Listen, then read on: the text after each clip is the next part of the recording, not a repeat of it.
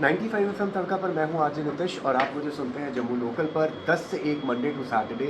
Elections announce हो चुके हैं। पॉलिटिकल पार्टीज़ के साथ साथ लोग भी बहुत ज़्यादा एक्साइटेड हैं और उसके साथ साथ अपने वोट कास्ट करने को तैयार हैं। उसी रिगार्डिंग अभी मैं आ गया हूँ रिलीफ एंड रिहेबिलिटेशन कमिश्नर के पास और बात करने के लिए, उनसे जानने के लिए कि किस तरह की फैसिलिटीज़ और किस तरह के अवेयरनेस कैंपेन डिपार्टमेंट के द्वारा चलाए जा रहे हैं।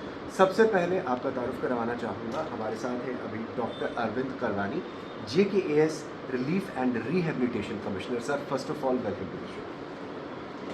नमस्कार।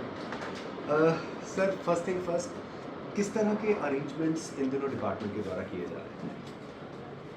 देखिए, जैसे असेंबली इलेक्शन अनाउंस हुआ तो जहाँ तक माइग्रेंट्स का सवाल है तो 22 अगस्त को इलेक्शन कमीशन की स्कीम आई। उस स्कीम के हिसाब से माइग्रेंट्स को कहीं भी जो आउटसाइड कश्मीर है उनके पास दोनों ऑप्शन है। या तो वो पोस्टल बैलेट के ज़रिए कर सकते हैं जिसके लिए फॉर्म 12C भरना है, या तो स्पेशल पोलिंग स्टेशन जो जम्मू में, उधमपुर में और न्यू दिल्ली में। तो जहाँ तक जम्मू और उधमपुर का सवाल है, यहाँ जो स्पेशल पोलिंग स्टेशन है ये जोन के साथ लिंक किए गए हैं। तो यहाँ पे जो पहले एम फॉर्म भरना होता था पहले के इलेक्शंस में, तो एम फॉर्म ख़त्म किया गया है। यहाँ सिंपली आपका नाम जो है अगर आप माइग्रेंट है, रजिस्टर्ड है रिलीफ कमिश्नर JNK के साथ, तो आपका जो नाम होगा वहाँ जो ड्राफ्ट एक्सट्रैक्ट रोल है उसमें हमने इंक्लूड किया। फिर उसमें हमने टाइम मांगा कि कोई क्लेम्स ऑब्जेक्शन अगर किसी का नाम नहीं है उसमें, या वैली के पोलिंग स्टेशन में ओरिजिनल पोलिंग स्टेशन में वोट करना चाहता है, या पोस्टल बैलेट के ज़रिए वोट करना चाहता है, तो उसके बाद जो एक्सट्रैक्ट रोल है उसी जो फाइनल एक्सट्रैक्ट रोल है उसी पर पोलिंग हो जाएगी। ये हो गया कि जम्मू और उधमपुर के लिए। तो न्यू दिल्ली में जो है एम फॉर्म भरना है, लेकिन एम फॉर्म सिंप्लीफाई किया गया है। दिल्ली में जो एम फॉर्म है सेल्फ अटेस्टेशन से कोई भी माइग्रेंट दे सकता है, और M form is just intimation कि मैं इस स्पेशल पोलिंग स्टेशन पर वोट करना चाहता हूँ।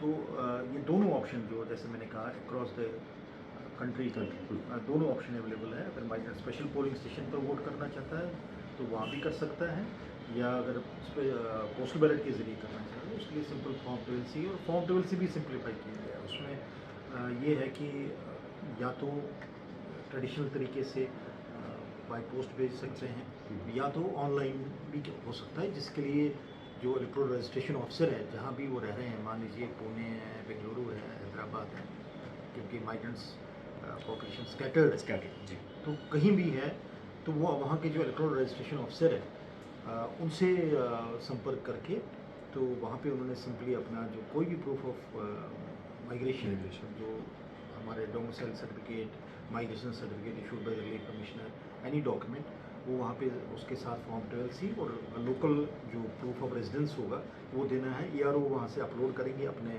ERO नेट से, और उसकी एक्नॉलेजमेंट आ जाएगी।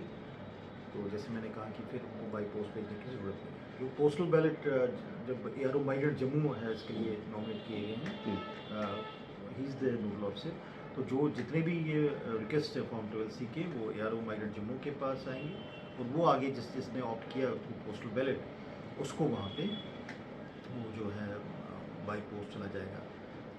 तो वापसी में सीधा रिटर्निंग ऑफिसर के पास जाएगा, और उसकी पोस्टेज भी जो है गवर्नमेंट बेयर कर रही है। और एक और चीज़ मैं आपके माध्यम से ये कहूँगा इंटीमेट की जो वैली में है PM पैकेज एम्प्लॉयज़ है उनके लिए भी दोनों ऑप्शन है, स्पेशल पोलिंग स्टेशन का ऑप्शन भी है और पोस्टल बैलेट का भी है। और गवर्नमेंट ने 3 दिन की कैजुअल लीव भी इनके लिए की है, स्पेशल कैजुअल लीव। इसमें जो स्वीप एक्टिविटीज़ है, एक तो पॉलिटिकल पार्टीज़ जैसे इलेक्शन अनाउंस हुआ तो जो रिप्रेजेंटेटिव्स पॉलिटिकल पार्टीज़ उनके साथ भी हमने मीटिंग्स की। फिर अभी जो हमारी स्वीप एक्टिविटीज़ चल रही है जिसमें हम रीच आउट कर रहे हैं, जो माइग्रेंट कैंप्स हैं वहाँ पर पर्टिकुलरली हम फोकस कर रहे हैं, या नॉन कैंप एरियाज़ हैं वहाँ पर हमारे स्पेशल आउटरीच प्रोग्राम्स रहे हैं ताकि वोटर तक पहुँचे। सेकेंडली जो इस बार हमने BLOs लगाए, हर पोलिंग स्टेशन के साथ एक BLO है, उनके ज़रिए भी हम वोटर तक पहुंच रहे हैं। फिर जैसे रिसेंटली मैं दिल्ली गया था तो वहाँ पे जो सोशल ऑर्गेनाइजेशंस वगैरह है माइग्रेंट्स की, उनके साथ इंटरेक्शन की, उनके ज़रिए हम पहुँच रहे हैं, वहाँ भी हमारे BLOs हैं। तो कोशिश है कि हर फ्रंट पर हम पहुँचे और स्वीप एक्टिविटीज़ ऐसे ही करें कि जिससे पब्लिक का अटेंशन, जैसे नुक्कड़ नाटक हम कर रहे हैं, स्कूल्स में कुछ कंपटीशंस कर रहे हैं, डिबेट कंपटीशंस हो रहे हैं। तो आइडिया है कि हर वोटर तक एक वोटर लिटरेसी भी हो और वोटर अवेयरनेस। सर, अब जैसे वोटर्स की बात चली है तो काफ़ी सारे वोटर्स ऐसे होंगे जो 18 ईयर्स के हो गए होंगे लेकिन उनका नाम अभी लिस्ट में नहीं होगा, तो वो किस तरह से अपना नाम इंश्योर कर सकते हैं और क्या कोई ऐसी जगह है जहाँ संपर्क किया जा सकता है? एक तो मैं ये कहूँगा कि before the announcement of assembly election special assembly division चला लगभग 1.5 महीना, तो उसमें 1 जुलाई 2024 जिसने भी 18 ईयर्स की अटेन की है तो उसके पास ये ऑप्शन था कि वो फॉर्म 6 फिल करके हमारे साथ इसमें रजिस्टर हो।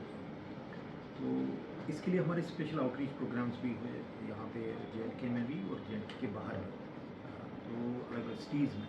तो कोशिश यही थी कि लोग अपने फॉर्म 6 भरना है या फॉर्म 7 एप्लीकेशन फॉर्म होता है या फॉर्म 8 कोई करेक्शन है डिटेल्स में, तो उसके लिए स्पेशल ड्राइव चलता है। तो हमने वो अपडेट किया और उसमें जो डेटा पंच हुआ तो उससे जो है फाइनल इलेक्टोरल रोल जो है कॉन्स्टिट्यूंसी का कंसर्न रिटर्निंग ऑफिसर ने वो पब्लिश किया।